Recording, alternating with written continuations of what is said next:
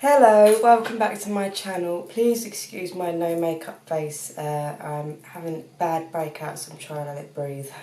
In today's video I'm doing 10 tips and tricks when you're at the seaside with kids, toddlers, babies, whatever. My first trick is to take with you a either double or king size fitted sheet, and then once you get to the seaside, put stuff in the corners, so like bags or rocks or anything to hold them out. And then you've got yourself a little play area for babies, somewhere for you to sit, somewhere for the toddlers to sit in where there isn't any sand. My next tip is to use a clean nappy or an empty packet of wipes to hide your valuables in.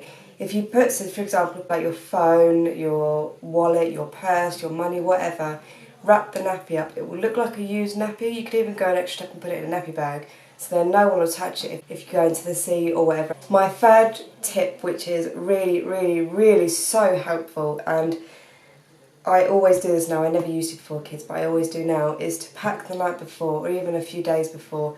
Write a list of what you need, pack it before, write a list of what you need to put in that morning, like your toothbrushes, hairbrushes, etc. That way you're less likely to forget something, and in my eyes it's a win-win situation then.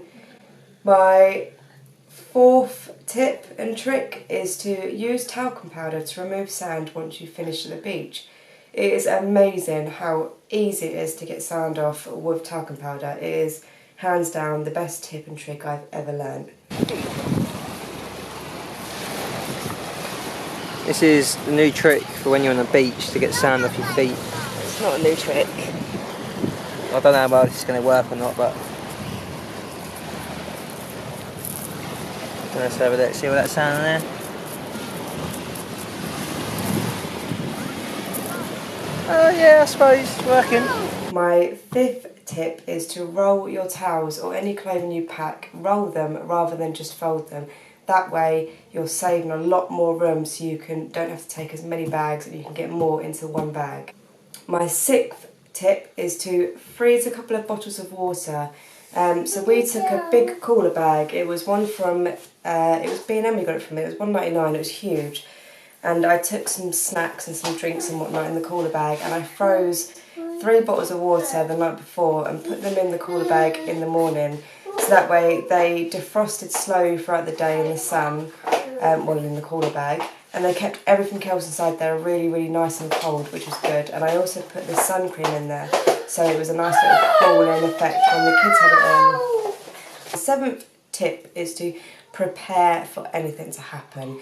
Now, when we went to Southend at the weekend, I didn't take any insect spray or anything because you don't really think there's a lot of insects at the seaside. I don't know if it's just me or what, but we were absolutely surrounded by these little black bugs.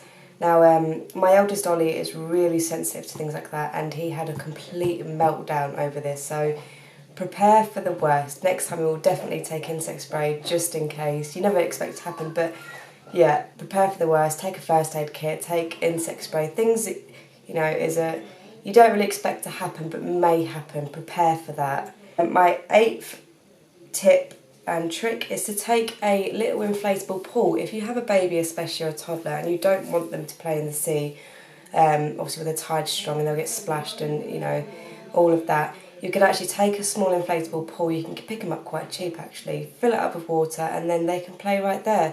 Or an easier thing to do is take a shower curtain, dig a hole, put the shower curtain in, and you've made yourself a little pool. My ninth tip is to take a Ziploc bag, just a small clear Ziploc bag for you to put your things like your phone or your camera in, for example.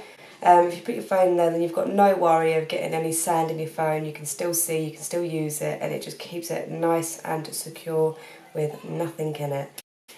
And my 10th and final tip is to buy toys for the beach before you go to the beach. We went to our local Poundland and we picked up the boys some spades, some buckets, some things like a ping pong set, whatever it is, just to play for the beach.